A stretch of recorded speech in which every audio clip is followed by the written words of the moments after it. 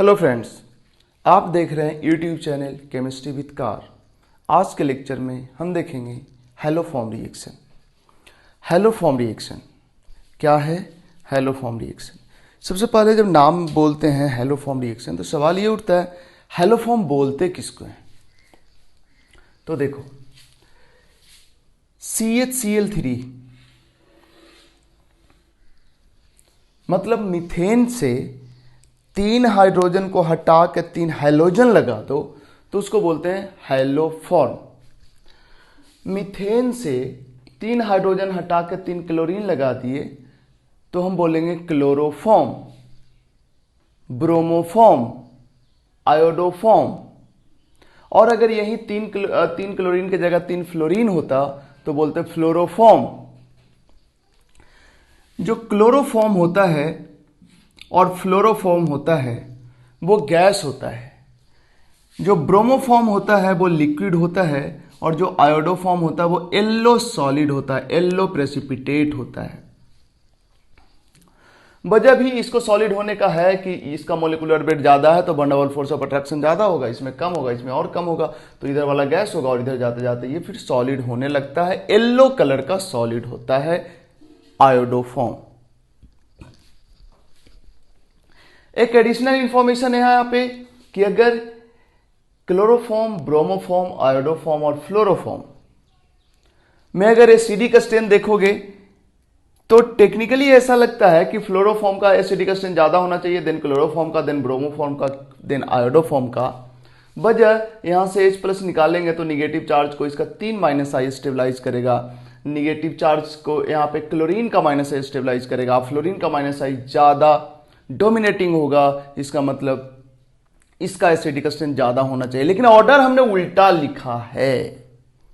इसका वजह यह है कि यहां पे बैक बॉन्डिंग होता है। केमिकल बॉन्डिंग में बैक बॉन्डिंग वाले सेक्शन में हमने जरूर बताया है, ठीक है। होता क्या है, यहां से H+ जब निकालोगे, यहां से H+ जब निकालोगे, यहां से H+ निकालोगे, यहां से H+ निकालोगे, तो इसके H+ को निकालने के बाद जो कार्बन पे निगेटिव चार्ज और लोन पेयर आएगा वो क्लोरीन के vacant d orbital, vacant 3d orbital के साथ रेजोनेंस करेगा या बैक बॉन्डिंग बनाएगा।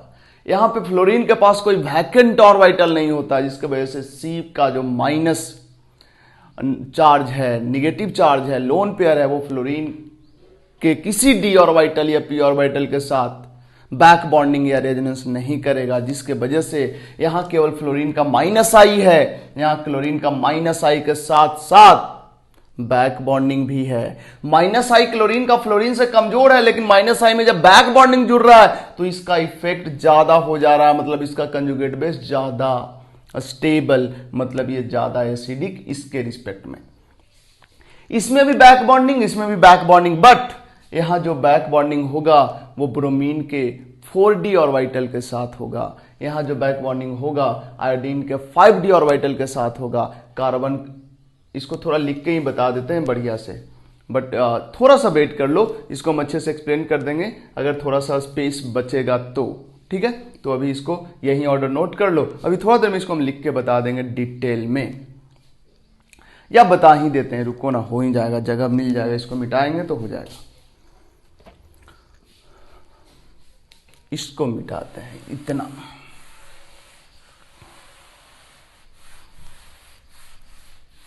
देखो, जो फ्लोरोफॉर्म का कंजुगेट बेस है वो तो ये होगा,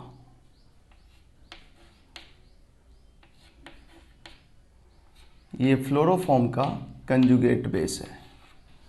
क्लोरोफॉर्म का conjugate base Cl Cl Cl, bromoform का conjugate base Br Br Br, iodoform का conjugate base I I I। अब देखो क्या होगा, यहां पे फ्लोरीन का -I है जो इस कार्बन आयन को स्टेबलाइज करेगा। यहां पे क्लोरीन का माइनस आई तो स्टेबलाइज करेगा, साथ साथ ये जो इसके पास 3d ऑर्बिटल है उसके साथ ये बैक बॉन्डिंग करेगा, या तुम बोल सकते हो रेजोनेंस करेगा। तो ये निगेटिव चार्ज डिस्पर्स्ड होगा यहां पे रेजोनेंस के वजह से भी या बैक बॉन्डिंग के वजह से भी, बैक बॉन्डिंग। बट यहां जो बैक बॉन्डिंग है, कार्बन का 2p ऑर्बिटल में लोन पेयर है और क्लोरीन का 3d ऑर्बिटल खाली है, तो इसका मतलब 2p पाई 3d पाई बैक बॉन्डिंग होगा। इसमें अगर बात करें तो माइनस आई तो ब्रोमीन का काम करेगा ही, इसके साथ साथ बैक बॉन्डिंग भी काम करेगा, और बैक बॉन्डिंग जो होगा कार्बन का 2p ऑर्बिटल एंड ब्रोमीन का 4d ऑर्बिटल, यानी यहां जो बैक बॉन्डिंग होगा 2p पाई 4d पाई। सिमिलरली यहां आयोडीन का माइनस आई तो काम करेगा ही, बैक बॉन्डिंग भी होगा, बट यहां जो बैक बॉन्डिंग होगा कार्बन का 2p pi 2p orbital and iodine का 5d ऑर्बिटल।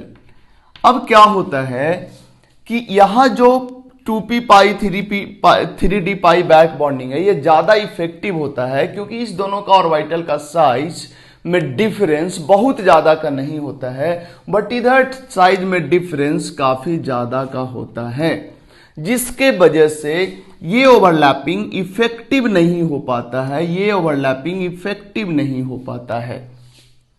इसका मतलब इफेक्टिव बैक बॉन्डिंग केवल इस केस में है, यहां पे बैक बॉन्डिंग और माइनस आई मिल के कंबाइंडली इस दोनों का इफेक्ट इसके माइनस आई से ज्यादा हो जाता है, जिसके वजह से ये सबसे ज्यादा स्टेबल होता है, देन ये, क्योंकि इधर का बैक बॉन्डिंग बहुत ही कम इफेक्टिव होता है। तो इस दोनों के इफेक्ट को जोड़ देने पे भी माइनस आई इसका भारी पड़ता है, और इस दोनों के इफेक्ट को जोड़ देने पे इसका माइनस आई भारी पड़ता है। मतलब बैक बॉन्डिंग जो ट्रेंड को बदलता है केवल इस केस में बदलता है। मतलब एसिडी का स्ट्रेंथ अगर देखें तो सबसे ज्यादा क्लोरोफॉर्म का, देन फ्लोरोफॉर्म का, देन ब्रोमोफॉर्म का, देन आयोडोफॉर्म का। ठीक है, तो ये एक एडिशनल चीज था जिसको हमने एक केमिकल बॉन्डिंग में डिस्कस किया था, तो यहां पे आया तो हमने सोचा थोड़ा बता दें, क्योंकि ये तुमसे पूछा ही जाएगा एडवांस में और नीट में। खासकर ये वाला शुरू वाला दो पूछा जाता है क्योंकि यहीं पे ट्रेंड बदलता है। बढ़ते हैं आगे। तो हैलोफॉर्म रिएक्शन क्या है? वो रिएक्शन जिसमें हैलोफॉर्म बनता है। कैसे बनता है जो तुम्हें पढ़ना है, पहले हम उसकी बात करेंगे, उसके बाद उसकी बात भी करेंगे जो तुम्हें नहीं पढ़ना है बट पूछा जा सकता है। ये है एक कंपाउंड जिसके पास अल्फा हाइड्रोजन है। ठीक है, ऐसे कंपाउंड को बोलते हैं मिथाइल कीटोन। मिथाइल है, कीटोन है एक्चुअली इनफैक्ट, बट कीटोन के एक साइड में मिथाइल है, एक तरफ कोई भी रहे, ऐसे कंपाउंड को बोलते हैं मिथाइल कीटोन। इसका हैलोजन के साथ रिएक्शन कराए हैं बेसिक मीडियम में। ये वाला जो सेक्शन है, ये जो कार्बन है यहां क्लोरोफॉर्म के हैलोफॉर्म के केस में आ गया, और यहां पे O लग गया है, मतलब ये वाला सेक्शन एसिड बन गया है, बेसिक मीडियम है तो सॉल्ट के फॉर्म में रहेगा, और ये वाला सेक्शन जो है वो बन गया है हैलोफॉर्म। ठीक है, कैसे बनेगा हम डिटेल देखेंगे, बट रिएक्शन इंपॉर्टेंट है। इसके बाद बढ़ते हैं इसका मैकेनिज्म वाले सेक्शन पे। तो देखो मैकेनिज्म क्या होगा। ये जो मिथाइल कीटोन है, अल्फा हाइड्रोजन इसका एसिडिक होता है, जिसके वजह से OH माइनस जो लिए हैं, OH माइनस अल्फा हाइड्रोजन को निकालेगा। ये OH माइनस यहां से H प्लस को निकाला तो H2O हो गया, H2O बन के बाहर निकला। इसके बाद यहां पे निगेटिव चार्ज आ गया, इनोलेट आयन। ये इनोलेट आयन इस निगेटिव चार्ज से यहां पे अटैक किया। ये हैलोजन है। जनरली ये जो हैलोजन है क्लोरीन होता है, ब्रोमीन होता है, आयोडीन होता है। फ्लोरीन नहीं लिया जाता है क्योंकि तुम्हारे सिलेबस में, तुम्हारे लैब में कोई ऐसा रिएक्शन नहीं कराया जाता है जो फ्लोरीन रिलेटेड हो, मतलब जिसमें फ्लोरीन इन्वॉल्व हो, क्योंकि वो अनकंट्रोल्ड होता है। तो फ्लोरीन का रिएक्शन हम लोग नहीं पढ़ते हैं। और शायद फ्लोरीन होता तो इस टाइप का रिएक्शन भी नहीं होता, क्योंकि फ्लोरीन के इस हाइड्रोजन इस फ्लोरीन पे ये अटैक नहीं कर पाता, क्योंकि इसके पास कोई खाली ऑर्बिटल नहीं होता फ्लोरीन के केस में। अभी तो इसके पास खाली ऑर्बिटल होता है क्लोरीन ब्रोमीन आयोडीन के केस में।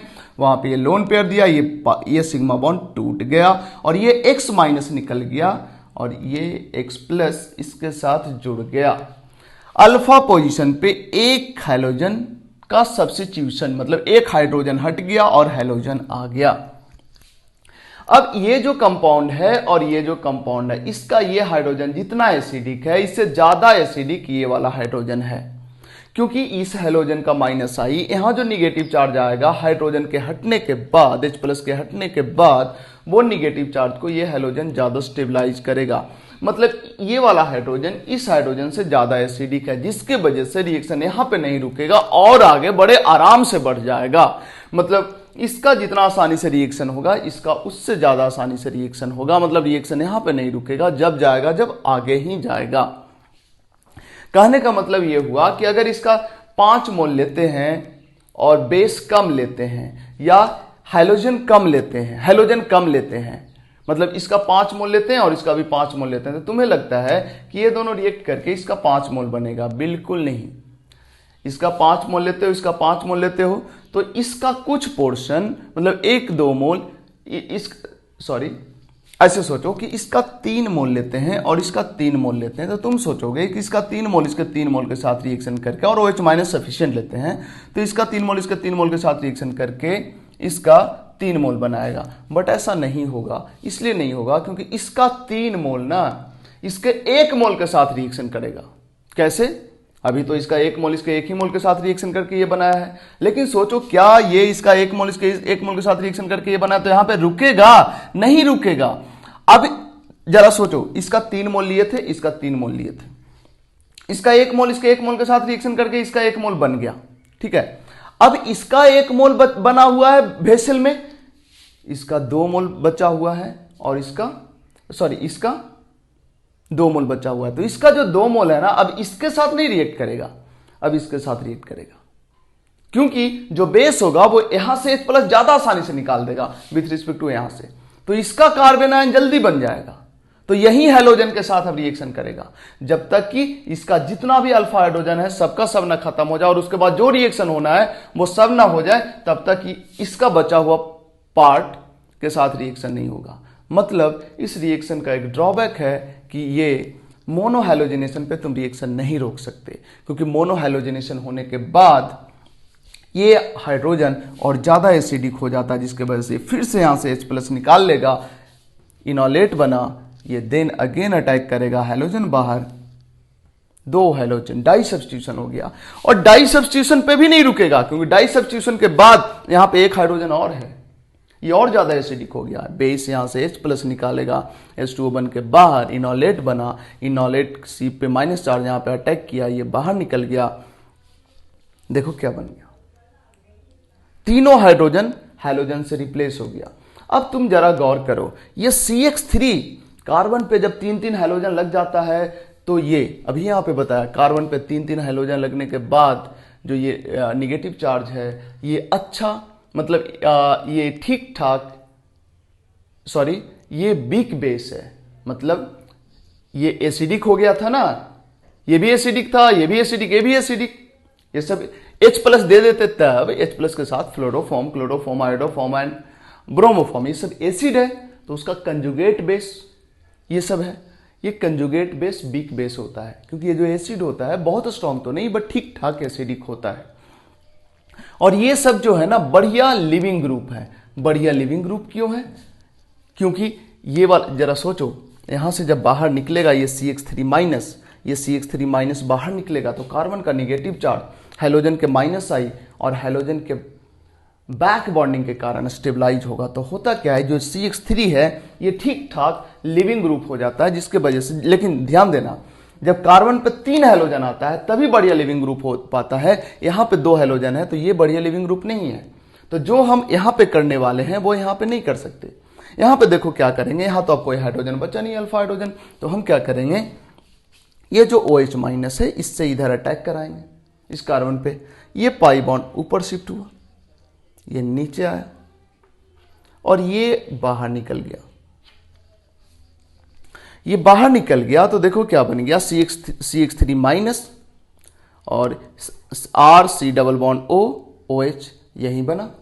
बट अब तुम्हारे दिमाग में एक बात और आ सकता है कि सर इधर अल्फा हाइड्रोजन नहीं होगा यार तरफ, उधर अगर होगा तब भी पहले ये वाला स्टेप होगा क्योंकि बढ़िया लिविंग ग्रुप बन गया है। ठीक है, ऐसे जनरली तुम्हें जब क्वेश्चन दिया रहेगा तो एक ही तरफ अल्फा हाइड्रोजन रहेगा। अगर दोनों तरफ अल्फा हाइड्रोजन रहा तब भी एक तरफ जिधर का भी अल्फा हाइड्रोजन पहले निकलेगा फर्दर उधर से ही निकलेगा, फर्दर उधर से ही निकलेगा, क्योंकि वो हाइड्रोजन ज्यादा एसिडिक होते जाता है। तो इसके बाद ये बन गया। अब चूंकि ये एसिड है और ये भी एसिड का कंजुगेट बेस है, बट कार्बोक्सिलिक एसिड ज्यादा एसिडिक होता है with respect to other organic acid, chloroform, bromoform, iodoform. इसके वजह से यहाँ पे प्रोटॉन ट्रांसफर हो जाता है, यहाँ से H+ यहाँ चल जाता है, प्रोटॉन ट्रांसफर हो गया। ये कौन सा स्टेप है, प्रोटॉन ट्रांसफर। और ये बन गया, ये देखो हैलोफॉर्म बन गया। अगर सोचो कि यहाँ पे हैलोजन के जगह पे आयोडीन लेते तो यहाँ पे कौन बनता, आयोडोफॉर्म बनता। और आयोडोफॉर्म बनता तो ये येलो कलर का प्रेसिपिटेट कर जाता।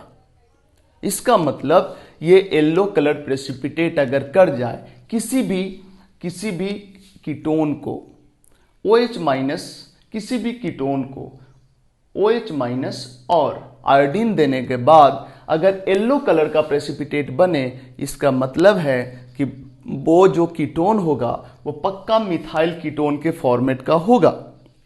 मतलब इस रिएक्शन को हम लोग यूज करते हैं टेस्ट फॉर मिथाइल कीटोन। मतलब ये हुआ, देखो क्या मतलब हुआ,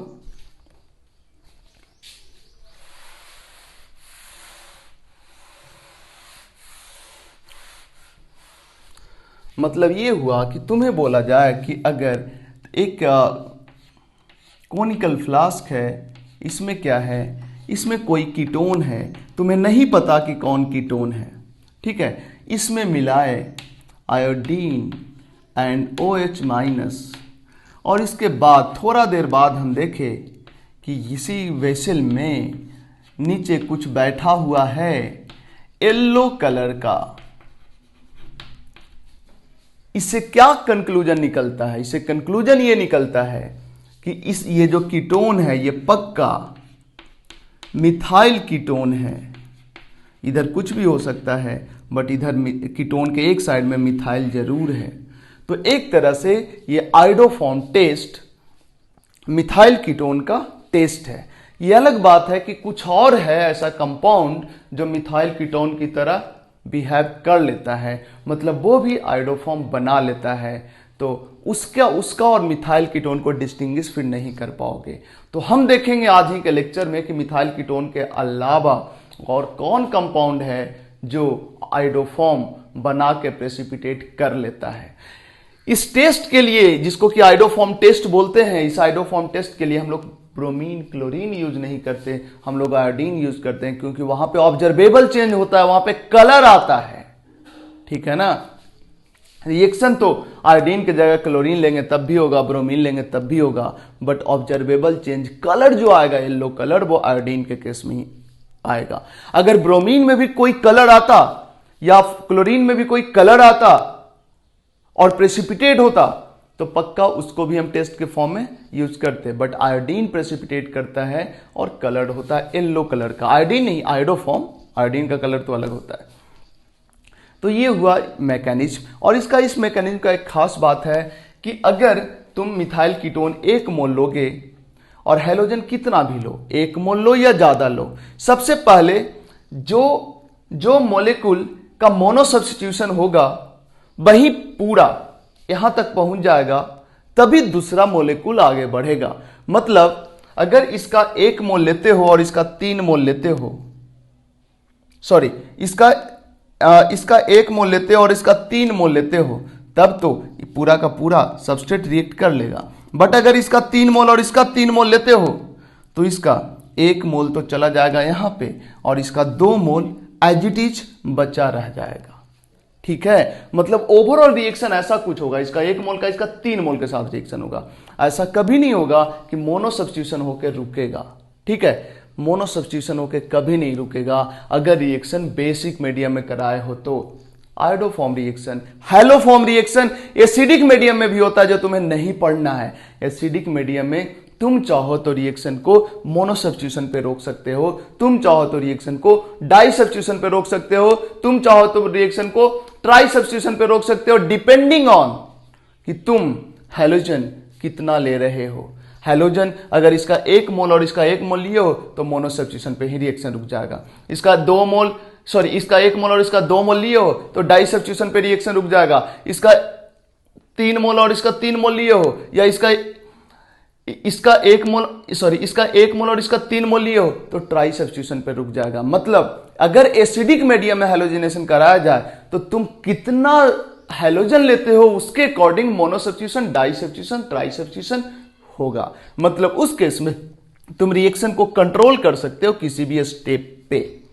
ठीक है, तो ध्यान देना, अगर हैलोजिनेशन कराना हो मिथाइल कीटोन का बेस के प्रेजेंस में तो हमेशा ट्राई सब्स्टिट्यूटेड प्रोडक्ट बनाना, हमेशा हैलोफॉर्म पे ले जाकर रिएक्शन रोकना है। अगर इसका 1 मोल इसका 1 मोल दिया रहे तब भी, इसका 1 मोल इसका 1 मोल दिया रहे तब भी, इसका 1 इक्विवेलेंट इसका 1 इक्विवेलेंट दिया रहे तब भी यहां पे रोकना है, मोनो सब्स्टिट्यूशन नहीं कराना है। लेकिन अगर यहां पे H+ रहे या एसिटिक एसिड दिया रहे, एसिटिक एसिड भी तो एक तरह से सॉल्वेंट की तरह बिहेव करेगा और एसिड H+ प्रोड्यूस करेगा तो उसको वो एसिडिक मीडियम ही हुआ। तो अगर NaOH की जगह एसिटिक एसिड दिया रहे तो इसका मतलब समझना कि अब इसका कितना मोल दिया है, इसका कितना मोल दिया है। अगर 1-1 मोल दोनों का दिया है, 1-1 इक्विवेलेंट दोनों का दिया है तो मोनो सब्स्टिट्यूशन।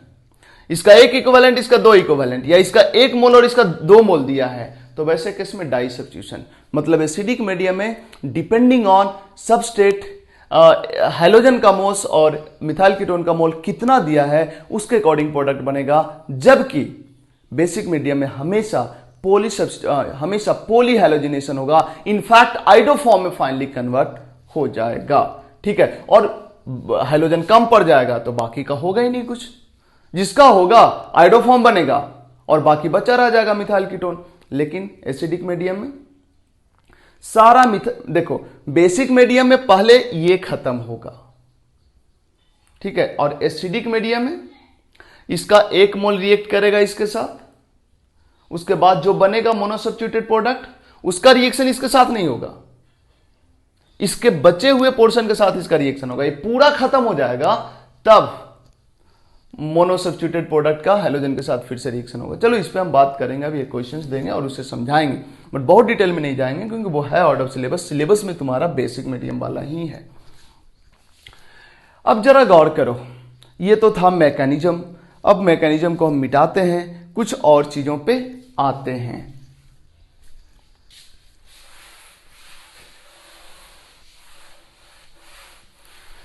या थोड़ा सा हम देख ही लेते हैं। अच्छा मेरे को बताओ, आइडोफॉर्म टेस्ट कौन कौन कंपाउंड देगा? इधर ढेर सारा कंपाउंड हमने लिखा है। आइडोफॉर्म टेस्ट पॉजिटिव देने का मतलब यह है कि आयोडीन और OH माइनस के साथ रिएक्शन कराएं तो येलो प्रेसिपिटेट मिले। ये वाला तो येलो प्रेसिपिटेट बनाएगा ही क्योंकि मिथाइल कीटोन का फॉर्मेट है। बताओ ये वाला येलो प्रेसिपिटेट बनाएगा कि नहीं बनाएगा? ये भी बनाएगा। ये देखो मिथाइल कीटोन का फॉर्मेट तो नहीं है, लेकिन देखो CiIH2 इसका रिएक्शन किसके साथ कराओगे? I2 और OH माइनस के साथ ही ना। तो ये जब आयोडोफॉर्म बनाता था तो यही हाइड्रोजनस सब्स्टिट्यूट होके आयोडीन आता था, फिर आयोडीन आता था, फिर आयोडीन आता था, फिर OH माइनस यहां पर अटैक करके ऊपर नीचे करके इसको बाहर निकाल देता था। तो यहां पे 3 आयोडीन आएगा, यहां 1 आयोडीन पहले से है तो क्या दिक्कत है, 2 आयोडीन और आएगा और क्या। तो ये भी इनफैक्ट ये रिएक्शन शुरू से स्टार्ट नहीं हो रहा है, ये रिएक्शन यहां से स्टार्ट हो रहा है। कहां से? यहां से स्टार्ट हो रहा है। तो इसमें 3 आयोडीन आएगा, इसमें 1 आयोडीन पहले से तो 2 ही आयोडीन आएगा और क्या, 2 ही मोल I2 देंगे और OH माइनस देंगे तो आयोडोफॉर्म टेस्ट दे देगा। तो ये भी आयोडोफॉर्म टेस्ट देगा और ये भी आयोडोफॉर्म टेस्ट देगा। ठीक है, इसके बाद इधर अगर देखें तो देखो ये आयोडोफॉर्म टेस्ट देगा कि नहीं देगा? ये भी आयोडोफॉर्म टेस्ट देगा। क्यों देगा? बेसिक मीडियम में यहां पे सब्स्टिट्यूशन हो जाएगा, ये हाइड्रोजन है, यहां पे OH माइनस अटैक करके X निकाल देगा, OH माइनस अटैक करके X निकाल देगा, और जब एक कार्बन पे 2 OH आएगा तो H2O बन के निकल जाएगा। देखो तो जरा, मिथाइल कीटोन का फॉर्मेट नहीं आ जाएगा। तो इस तरह से ये भी मिथाइल कीटोन का फॉर्मेट आ जाएगा बेसिक मीडियम में, जिसके वजह से ये भी आयोडोफॉर्म टेस्ट देगा। अब सवाल उठता है, ये सर, तो ये 4 तो आयोडोफॉर्म टेस्ट देगा। आगे वाले पे बात अभी हम करते हैं।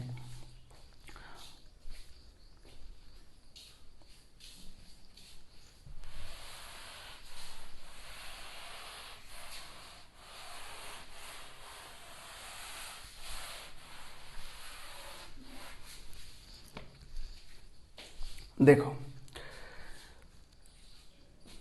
कुछ कॉन्सेप्ट है जो डिफरेंट टेक्स्ट बुक में अलग अलग लिखता है, तो हम दोनों के बारे में बात कर लें। अगर हम LG वार्डे के अकॉर्डिंग बात करें तो LG वार्डे लिखता है कि अगर अल्कोहल हो तो अल्कोहल को I2 और OH माइनस देते हैं तो I2 अल्कोहल को ऑक्सीडाइज कर देता है, कीटोन में कन्वर्ट कर देता है।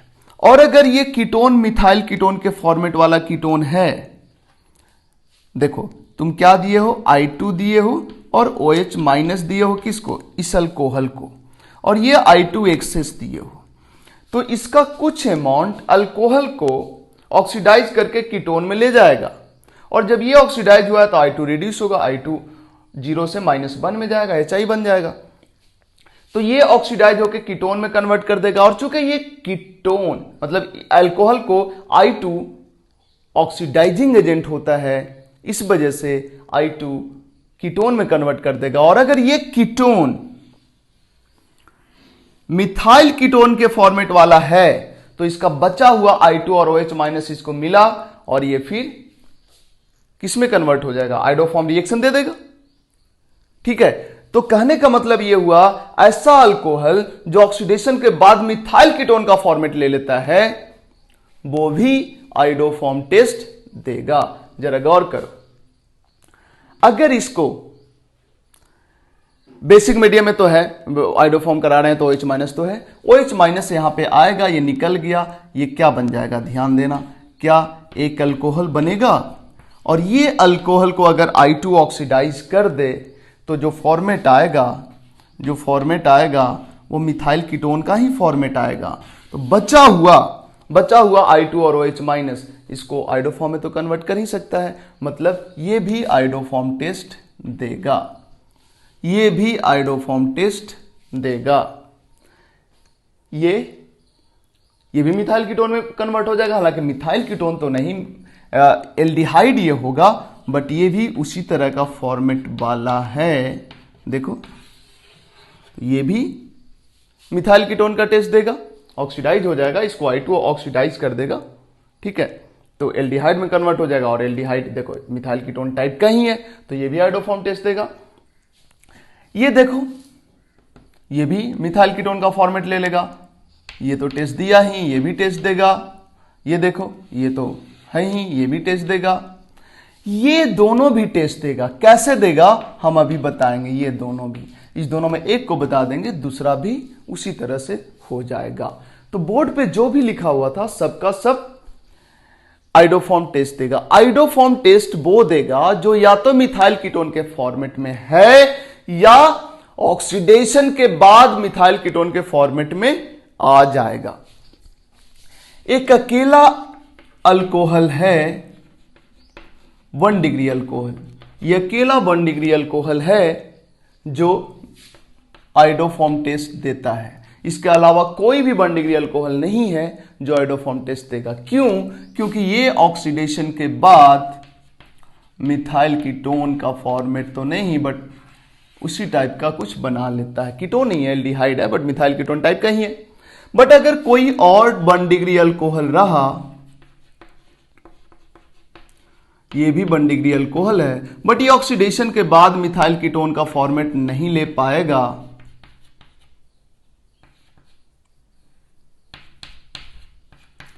मिथाइल कीटोन का फॉर्मेट नहीं ले पाया, इसका मतलब ये नहीं देगा आयोडोफॉर्म टेस्ट और ये देगा आयोडोफॉर्म टेस्ट। एक सिंगल 1 डिग्री अल्कोहल है जो आयोडोफॉर्म टेस्ट देता है, बट 2 डिग्री अल्कोहल में भरा पड़ा है जो आयोडोफॉर्म टेस्ट देगा। कैसे? देखो, CH3 अल्कोहल बनाना है ना, तो OH और इधर कर दो CH3, 2 डिग्री अल्कोहल है, ये ऑक्सीडाइज होके इसको I2 ऑक्सीडाइज कर देगा, मिथाइल कीटोन का फॉर्मेट आ गया।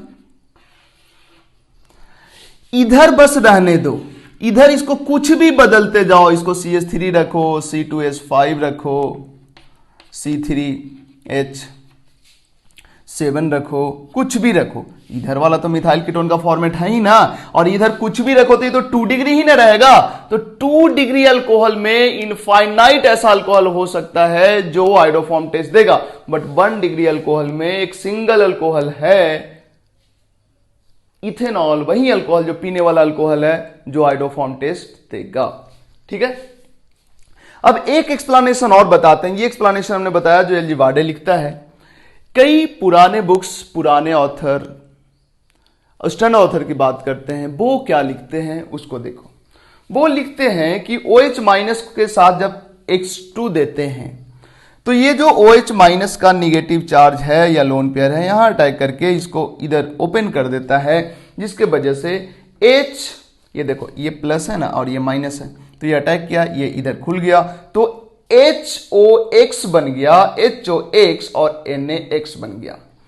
ये HOX एसिड होता है, तो फर्दर जो NaOH का एक्स्ट्रा अमाउंट है उसका निगेटिव चार्ज यहां से H प्लस निकाल लिया तो बन गया वाटर, और ये OX माइनस और Na plus, OX minus and Na plus और NaX, इसको बोलते हैं हाइपोहैलाइट। यह है सोडियम हाइपोहैलाइट। डिपेंडिंग ऑन हैलोजन क्या है, अगर जरा गौर करो, हम बोलते हैं HClO4, HClO3, HClO2 and HClO।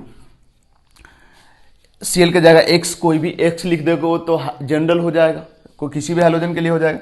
इसको बोलते हैं, या रुको, XO4, HXO3, HXO2, HXO, इसको बोलते हैं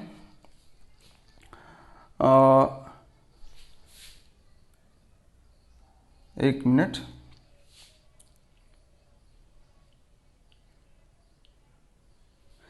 इसको बोलते हैं हैलिक एसिड, इसको बोलते हैं हैलस एसिड, इसको बोलते हैं परहैलिक एसिड, और इसको बोलते हैं हाइपोहैलस एसिड। इसको बोलेंगे क्लोरिक एसिड, इसको बोलेंगे क्लोरस एसिड, इसको बोलेंगे परक्लोरिक एसिड, इसको बोलेंगे हाइपोक्लोरस एसिड। हाइलस, हाइलिक जो यूज कर रहे थे वहां पे अब क्लोरीन फिक्स कर दिया गया तो क्लोरस क्लोरिक बोलेंगे। Chloric acid chlorous acid, perchloric acid hypochlorous acid. ठीक है, अब क्लोरिक एसिड, ये हाइलिक एसिड के सॉल्ट को हाइलेट बोलते हैं, क्लोरिक एसिड के सॉल्ट को क्लोरेट बोलेंगे। हाइपोहाइलस एसिड के, सॉरी ये है हाइलस एसिड के सॉल्ट को हाइलाइट बोलते हैं, क्लोरस एसिड को सॉल्ट को क्लोराइट बोलेंगे। हाइपोहाइलस एसिड के सॉल्ट को हाइपोहाइलाइट बोलेंगे, हाइपोक्लोरस एसिड के सॉल्ट को हाइपोक्लोराइट बोलेंगे, पर क्लोरिक एसिड के सॉल्ट को पर क्लोरेट बोलेंगे, सॉरी पर क्लोरस एसिड को, पर हाइलिक एसिड के सॉल्ट को पर हाइलेट बोलेंगे, तो पर क्लोरिक एसिड के सॉल्ट को पर क्लोरेट बोलेंगे। ठीक है, मतलब ये इक है, ये है पर इक, ये एस है और ये है हाइपोअस। ठीक है, तो ये है हाइपोहैलस एसिड, ये है हाइपोक्लोरस एसिड। तो हाइपोक्लोरस एसिड के सॉल्ट को हाइपोक्लोराइट, हाइपोहैलाइट, मतलब हैलाइट इसलिए लिखें क्योंकि यहां एक्स है ना, तो ये है हाइपोहैलाइट, सोडियम हाइपोहैलाइट। ये क्लोरीन लिख देते तो हम लिख देते सोडियम हाइपोक्लोराइट। ठीक है, ये एक ऑक्सीडाइजिंग एजेंट होता है, बट यहां भी कंफ्यूजन होता है कि यह स्ट्रॉन्ग ऑक्सीडाइजिंग एजेंट होता है कि माइल्ड ऑक्सीडाइजिंग एजेंट होता है। ऐसे ये माइल्ड ऑक्सीडाइजिंग एजेंट होता है, लेकिन बहुत ज्यादा टेम्परेचर कर देने पे ये स्ट्रॉन्ग ऑक्सीडाइजिंग एजेंट की तरह बिहेव करने लगता है, तो हम इसको माइल्ड ऑक्सीडाइजिंग एजेंट की तरह ही ट्रीट करेंगे। माइल्ड ऑक्सीडाइजिंग एजेंट की तरह ये बिहेव करता है। तो ये जो NaOH बना, NaOH, देखो ये पूरा रिएक्शन को अगर हम एक लाइन में लिखें तो ये X2 के साथ रिएक्शन करके ये बना, और फिर ये NaOH के साथ रिएक्शन करके हाइपोहैलाइट बन गया, मतलब ओवरऑल ये दोनों रिएक्शन करके ये बना। जरा देखो हमने लिखा है NaOH X2 के साथ रिएक्शन करके sodium hypohalite, sodium halide and H2O बनेगा, तो ये माइल्ड ऑक्सीडाइजिंग एजेंट बन जाता है। जब NaOH X2 के साथ रखते हैं तो यहां पे X2 एक्स्ट्रा एक्सेस रखते हैं। जब भी आयोडोफॉर्म टेस्ट करना होता है ना, तो हैलोजन जो रखते हैं वो एक्सेस रखते हैं। आयोडोफॉर्म टेस्ट करना होता है तो हैलोजन रखते कौन है? आयोडीन। आयोडीन एक्सेस में रखते हैं ताकि मतलब इसका अमाउंट कम ना पड़े, मतलब एक्सेस में ही रखते हैं और क्या। तो आयोडीन एक्सेस में रखते हैं जिसके वजह से इसका कुछ अमाउंट इसके साथ रिएक्शन करके इसमें कन्वर्ट हो जाता है, हाइपोहैलाइट में कन्वर्ट हो जाता है। और ये चूंकि ऑक्सीडाइजिंग एजेंट है तो ये क्या करता है कि अगर अल्कोहल है तो उसको ऑक्सीडाइज करके एल्डिहाइड या कीटोन में कन्वर्ट कर देता है, और अगर वो एल्डिहाइड कीटोन मिथाइल कीटोन का फॉर्मेट में है तो फिर आयोडोफॉर्म टेस्ट परफॉर्म कर देता है। मतलब एलजी वार्डे बोलता है कि I2 ही इसको ऑक्सीडाइज कर देगा, जबकि कई अदर स्टैंडर्ड टेक्स्ट बोलता है कि X2 NaOH के साथ रिएक्शन करके हाइपोहैलाइट बनाता है और ये इक्विलिब्रियम में रहता है, मतलब ये भी प्रेजेंट है और ये भी प्रेजेंट है। तो ये क्या करता है, अल्कोहल को ऑक्सीडाइज करके एल्डिहाइड या कीटोन में कन्वर्ट कर दिया, और वो अगर मिथाइल कीटोन का फॉर्मेट है तो फिर ये हैलोजन जो और बचा हुआ हैलोजन है उसके साथ आयोडोफॉर्म टेस्ट परफॉर्म कर लेता है। ठीक है, तो चाहे तुम ये वाला सोचो या ये वाला सोचो, बात दोनों एक ही है और दोनों जानना चाहिए क्योंकि दोनों स्टैंडर्ड ऑथर की ही बात है। इसके बाद अगर ये देखो, अगर इसका NaOH दिया रहे, जो काम I2 और OH माइनस करेगा वही काम NaOH करेगा। अगर NCERT की बात करें तो NCERT तो NaOH ही लिखता है। मिथाइल की अगर मिथाइल कीटोन दिया रहे और ये दिया रहे और ये दिया रहे, रुक जाओ पहले, ये दिया रहे और ये दिया रहे, तो इसको ऑक्सीडाइज करके किस में कन्वर्ट कर देगा? मिथाइल कीटोन में। अब ये मिथाइल कीटोन को ऑक्सीडाइज, ये मिथाइल कीटोन आयोडोफॉर्म टेस्ट देगा। ठीक है, जरा इसको मिटाते हैं और यहां पे थोड़ा सा कंफ्यूजन आ गया है तो उसको हम क्लियर करते हैं एक क्वेश्चंस के थ्रू। देखो, अगर तुम्हारे पास ऐसा कुछ है, किस किस तरह से दिया रह सकता है? I2 OH माइनस, ये तो दिया ही रह सकता है।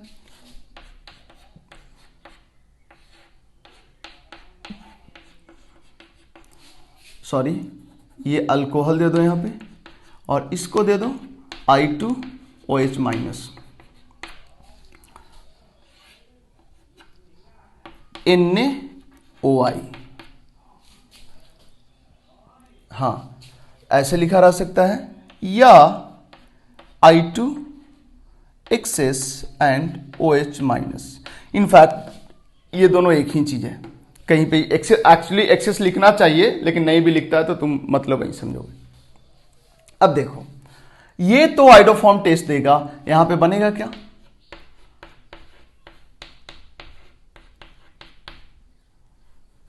बेंजोइक एसिड का सॉल्ट एंड HCl3, ये बनेगा।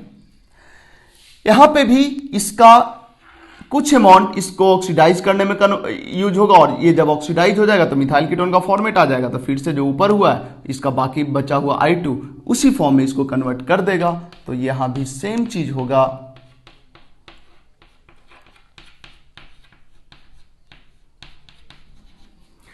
NaOI के केस में जरा समझना, हमने बोला था कि NaOH X2 के साथ रिएक्शन करके NaO X बनाता है और यहाँ इक्विलिब्रियम दिया था। इसका मतलब ये भी रहेगा तो ये इस दोनों में कन्वर्ट होगा, है ना। ये रहेगा तो ये भी इस दोनों में कन्वर्ट होगा। मतलब कहीं NaOH दिया रहे, इनफैक्ट NaOI दिया है तो यहाँ पे और भी NaI भी देना चाहिए, नहीं दिया रहता है जनरली, बट तुमको समझना चाहिए कि इसके साथ ये भी रहेगा।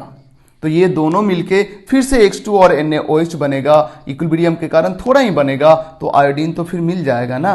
आयोडीन मिलेगा, ये क्या करेगा, इसको ऑक्सीडाइज करके मिथाइल कीटोन का फॉर्मेट में ले आएगा, मिथाइल कीटोन के फॉर्मेट में ले आएगा ये इसको ऑक्सीडाइज करके, और इसका कुछ पोर्शन जो X2 बना है बैक जाके वो X2 फिर इसको आयोडोफॉर्म रिएक्शन करा के इसको फिर से कन्वर्ट कर देगा इसमें।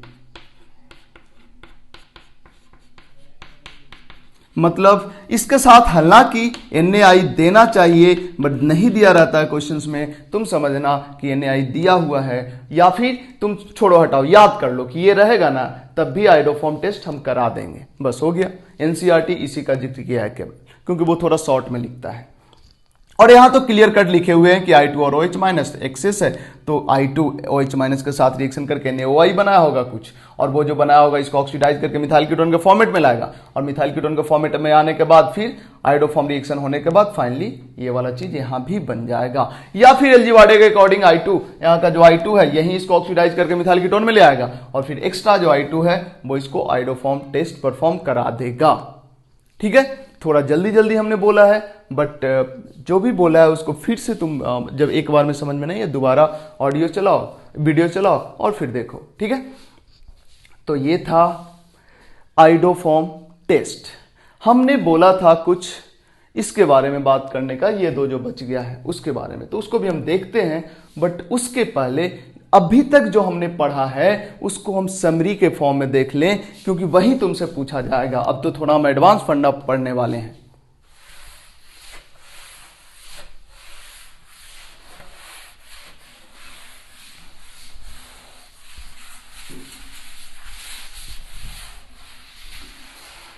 देखो, अगर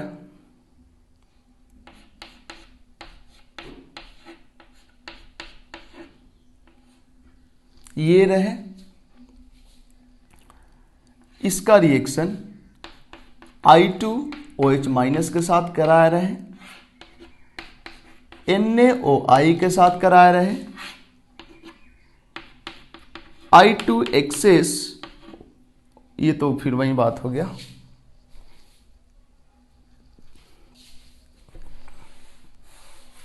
ये दोनों सेम चीज है, दोनों सेम चीज है, एग्जैक्टली दोनों सेम चीज समझना।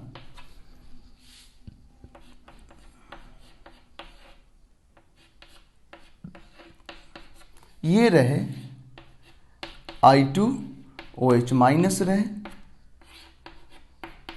NaOI रहे, ये दोनों भी एग्जैक्टली सेम चीज समझना, और ये चारों प्रोडक्ट एग्जैक्टली सेम बनेगा।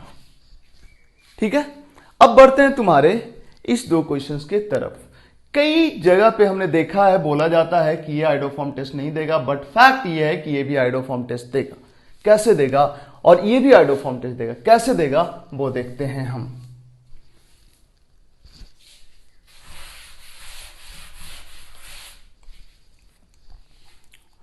देखो, आर को बेंजीन लिख देते हैं।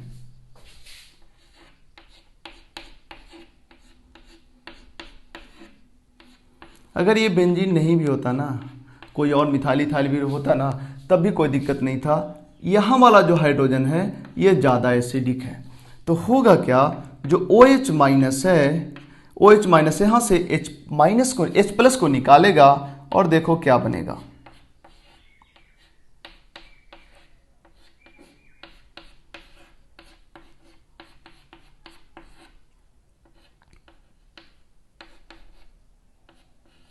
ठीक है, इसके बाद क्या होगा, जो X2 है, बाय द वे आयोडीन लिए हैं, आयोडोफॉर्म टेस्ट कर रहे हैं तो आयोडीन ही लेंगे। ये बाहर, X माइनस बाहर हो गया, सॉरी I माइनस बाहर हो गया। इसके बाद देखो क्या बना,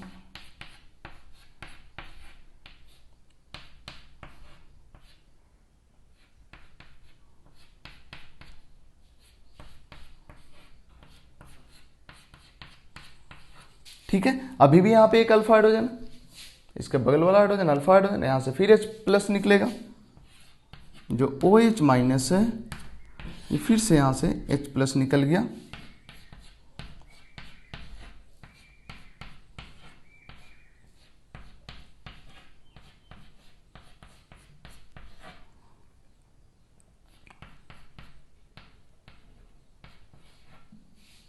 ठीक है, आयोडीन के साथ फिर इसका रिएक्शन होगा।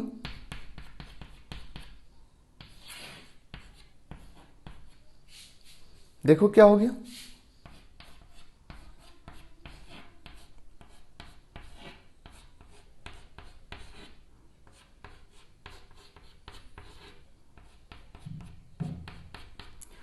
हमने बोला था जब कार्बन पे 2 आयोडीन आता है तब वो अच्छा लिविंग ग्रुप होता है, बट सॉरी 3 आयोडीन आता है तब वो अच्छा लिविंग ग्रुप होता है, बट यहाँ तो 2 ही आयोडीन आया। लेकिन एक एडवांटेज है, ये जो OH माइनस है यहाँ पे अटैक कर सकता है, ये ऊपर गया ये नीचे गया, ये एज ए लिविंग ग्रुप बाहर निकल सकता है। क्यों निकल सकता है? क्योंकि पहले तो आयोडीन होने के वजह से 3 आयोडीन होता था, जिसके वजह से यहाँ का निगेटिव चार्ज स्टेबलाइज होता था। यहाँ भी 2 ही आयोडीन है, लेकिन एक चीज बताओ, यहाँ जो निगेटिव चार्ज आएगा इधर रेजोनेंस में भी तो जाएगा, तो रेजोनेंस के कारण भी तो वो कार्बन आयन स्टेबलाइज होगा। तो इस वजह से 2 आयोडीन के बावजूद भी यहाँ का कार्बन आयन, मतलब ये वाला ग्रुप, ये इतना इतना इतना इतना इतना इतना, ये ठीक ठाक लिविंग ग्रुप की तरह बिहेव करेगा, और ये इस पे OH माइनस का अटैक होगा ऊपर नीचे और ये बाहर। देखो क्या बना, थोड़ा सा शॉर्ट कर लिए हम यहाँ पे, क्योंकि इस तरह की बातें हम पहले भी करते रहे हैं। और इसके साथ बन गया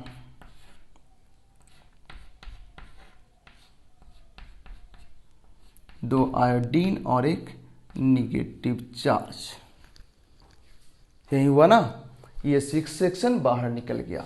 अब जरा गौर करो, ये negative charge I2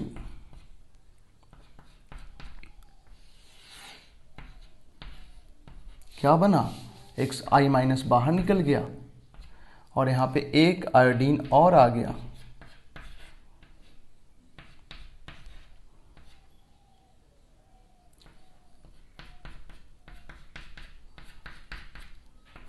OH minus इधर अटैक किया, ये ऊपर, एंड देन ये नीचे, ये लिविंग ग्रुप आउट। यहाँ पे एक स्टेप हमने छोड़ा है, बट इस तरह का स्टेप कई बार आया है। पहले अटैक करा के इसको ऊपर कर देना चाहिए और अगला स्टेप में नीचे ला के इसको निकालना चाहिए। बन गया भाई आयोडोफॉर्म। प्रोटॉन ट्रांसफर होगा क्योंकि ये ज्यादा एसिडिक होता है with respect to iodoform. Proton transfer, ये हो गया CHI3 iodoform plus benzoic acid, और ये बेंजोइक एसिड सॉल्ट के फॉर्म में रहेगा। प्रोटॉन तो ट्रांसफर कर दिया इसको, ये हो गया येलो प्रेसिपिटेट। येलो प्रेसिपिटेट, इसमें जो आयोडोफॉर्म बना है उसमें ये वाला कार्बन आया है, इसका जो आयोडोफॉर्म बनेगा उसमें ये वाला कार्बन आयोडोफॉर्म में कन्वर्ट होगा, और इसका जो फाइनल आयोडोफॉर्म रिएक्शन होने के बाद जो प्रोडक्ट बनेगा वो कुछ ऐसा बनेगा, प्लस CHI3, ये वाला कार्बन ये C है। ठीक है, तो ये था ओवरऑल आयोडोफॉर्म रिएक्शन। ओवरऑल नहीं, थोड़ा सा और बाकी है तो उसको हम देख लेते हैं। हटा रहे हैं इसको।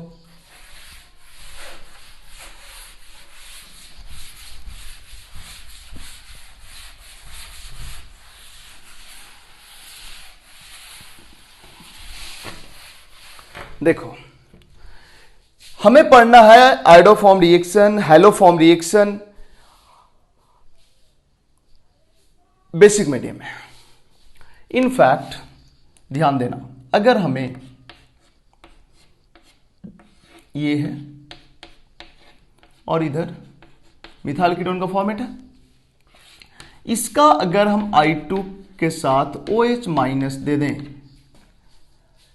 और दूसरा केस है इसी का अगर हम I2 के साथ रिएक्शन कराएं और OH माइनस न दे दें, यहां एसिटिक एसिड ले लें, एसिटिक एसिड ये सॉल्वेंट की तरह भी बिहेव करेगा और एसिड की तरह भी बिहेव करेगा, मतलब H+ भी प्रोवाइड करेगा रिएक्शन को कैटालाइज करने के लिए। तो यहां पे क्या बनेगा, यहां पे तो बनेगा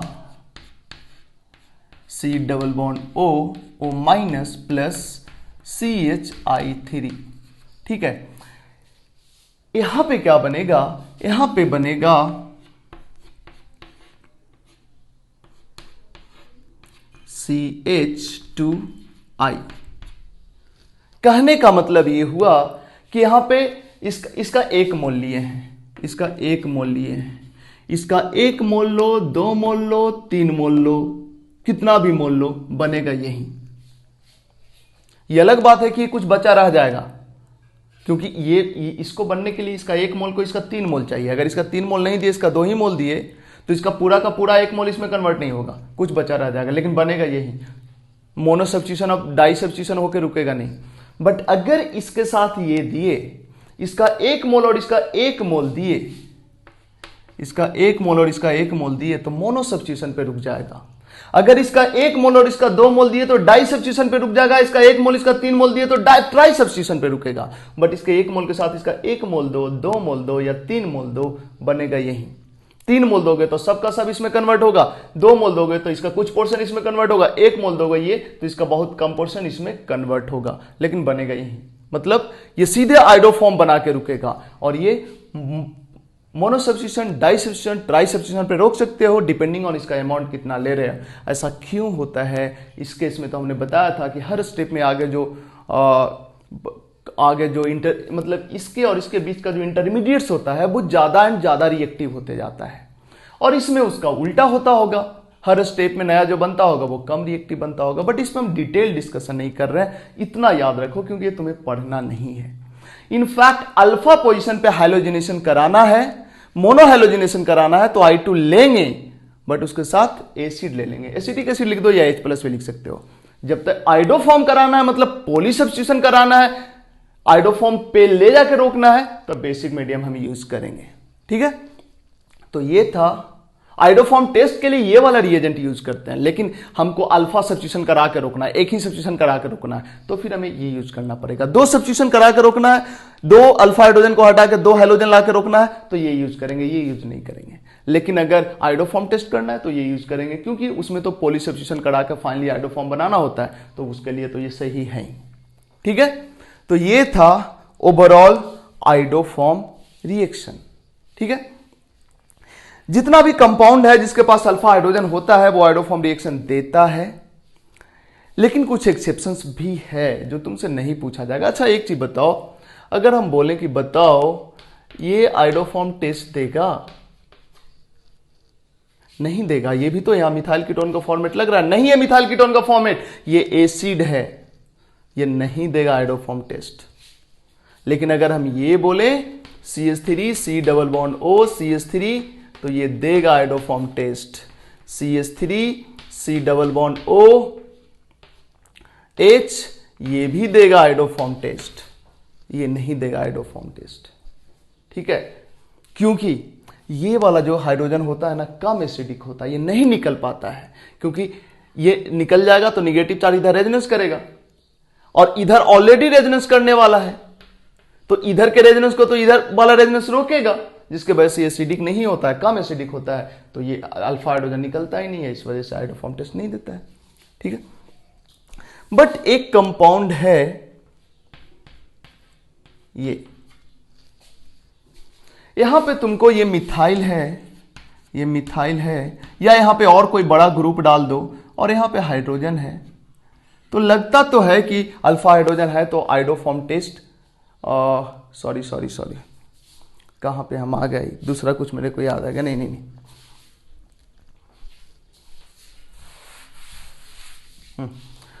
पिछले 1-2 मिनट में हम शायद एल्डोल कंडेंसेशन सोच के कुछ बोल रहे थे, तो उसको हम थोड़ा सा सुधार लेते हैं। आइडोफॉर्म टेस्ट अल्फा हाइड्रोजन के होने की वजह से नहीं होगा। आइडोफॉर्म टेस्ट के लिए अल्फा हाइड्रोजन तो होना ही चाहिए, बेसिकली मिथाइल कीटोन का फॉर्मेट होना चाहिए। तो या तो मिथाइल कीटोन का फॉर्मेट हो या OH- या I2 किसी के साथ रिएक्ट करके वो मिथाइल कीटोन का फॉर्मेट में आ जाए, तो वैसे केस में आयोडोफॉर्म टेस्ट देगा। अभी 2 मिनट पहले हमने बोल दिया था कि अल्फा हाइड्रोजन रहेगा तो ये आयोडोफॉर्म रिएक्शन होगा, ऐसा कुछ। अब किसी में एक ही अल्फा हाइड्रोजन है तो आयोडोफॉर्म रिएक्शन थोड़े ना होगा। इनफैक्ट ये मेरे दिमाग में चल रहा था एल्डोल कंडेंसेशन, तो वो आ गया था थोड़ा, तो उसको समझ लो बस। एल्डोल कंडेंसेशन में हमने बोला था कि अल्फा हाइड्रोजन होगा तब एल्डोल कंडेंसेशन होगा, हमने ये बोला था, ठीक है। अब तुम जरा एक चीज बताओ, थोड़ा सा हम एल्डोल कंडेंसेशन पे चल जाएं। एक कैनिजारो में हमने बताया था, कैनिजारो में अल्फा हाइड्रोजन नहीं होता था तब कैनिजारो होता था, बट कैनिजारो में एक एग्जांपल हमने ऐसा बताया था कि उसमें अल्फा हाइड्रोजन होते हुए भी कैनिजारो होता था, मतलब अल्फा हाइड्रोजन होते हुए एल्डोल नहीं होके कैनिजारो होता था। तो ऐसा भी होता है, हमने कैनिजारो में डिस्कस किया था, ठीक है। तो उन एक्सेप्शनल चीजों पे अभी हम बात नहीं करेंगे, लास्ट में जब कोर्स खत्म हो जाएगा तो एक आध लेक्चर ऐसा ले लेंगे जिसमें पूरी केमिस्ट्री में जो एक्सेप्शनल होता है उस पर हम बात करेंगे। एक्चुअली वो सब पूछा भी नहीं जाता है, कई बार बहुत ज्यादा एक्सेप्शनल चीजें बात करने पे क्या होता है, मेन थीम ही भूल जाता है, मेन कॉन्सेप्ट ही याद नहीं रहता है, खाली एक्सेप्शंस के कारण कॉन्सेप्ट कॉम्प्लिकेटेड हो जाता है, जो पूछा नहीं जाता है एक्सेप्शन जनरली, वैसा एक्सेप्शन नहीं पूछा जाता है। हमने बताया था कैनिजारो में अल्फा हाइड्रोजन नहीं होगा तो कैनिजारो होगा, एल्डोल में बोला था अल्फा हाइड्रोजन होगा तो एल्डोल होगा। एल्डोल में एक और चीज तुम गौर करोगे, एल्डोल के बाद जो एल्डीन बन जाता था डिहाइड्रेट होके वो कब होगा, जब 2 अल्फा हाइड्रोजन होगा, तो एक अल्फा हाइड्रोजन रहेगा तो एल्डोल पे ही रुकेगा, ठीक है। और कई सारा ऐसा भी है कंपाउंड जिसमें अल्फा हाइड्रोजन होने के बाद भी एल्डोल नहीं हो पाता है, जैसे अभी हमने बताया था कि अगर यहाँ पे अल्फा हाइड्रोजन है बट यहाँ एल्डोल होने में दिक्कत होता है, क्योंकि यहाँ एल्डोल में होता क्या था, ये अल्फा हाइड्रोजन निकलता था और यहाँ पे निगेटिव चार्ज बन जाता था, और ये निगेटिव चार्ज फिर दूसरे मोलेकुल पे अटैक करता था, दूसरे मोलेकुल पे अटैक करता था। तो ये हिंडर्ड होने के वजह से और ये साइट भी हिंडर्ड होने के वजह से इसका अटैक मुश्किल हो जाता है, जिसके वजह से यहाँ पे कैनिजारो ही हो जाता है। कैनिजारो में OH को यहाँ अटैक करना होता है, ये ऊपर नीचे होकर H- निकल जाता है, तो इसके साथ एल्डोल ना होके कैनिजारो ही होता है। लेकिन फिर भी तुम इन चीजों को इग्नोर कर सकते हो, एक्सेप्शनल चीजें ये तुमसे पूछा तो बिल्कुल ही नहीं जाएगा, तो तुम भूल सकते हो, पिछले 1 मिनट में जो हमने बोला उसको तुम भूल सकते हो। ये था overall iodoform reaction. Iodoform reaction में हमने बहुत कुछ बताया, लेकिन तुम्हें याद रखना है क्या, उसको हम 1 मिनट में बता रहे हैं। तुम्हें याद रखना है कि मिथाइल कीटोन का फॉर्मेट हो तो येलो प्रेसिपिटेट ये I2OH- के साथ देगा। तुम्हें याद रखना है कि अगर कहीं पे इस तरह का फॉर्मेट हो तब भी ये अल्कोहल होते हुए भी आयोडोफॉर्म रिएक्शन देगा। I2OH- के प्रेजेंस में पॉलीहैलोजिनेशन होगा, आयोडोफॉर्म पे रिएक्शन रुकेगा। अगर मोनो सब्स्टिट्यूशन कराना है, डाई सब्स्टिट्यूशन कराना है, मोनो हैलोजिनेशन कराना है, डाई हैलोजिनेशन कराना है, तो हमें एसिडिक मीडियम में हैलोजिनेशन कराना पड़ेगा। यही है पूरा सार आयोडोफॉर्म रिएक्शन का। मिलते हैं नेक्स्ट लेक्चर में test for aldehyde and ketone के साथ।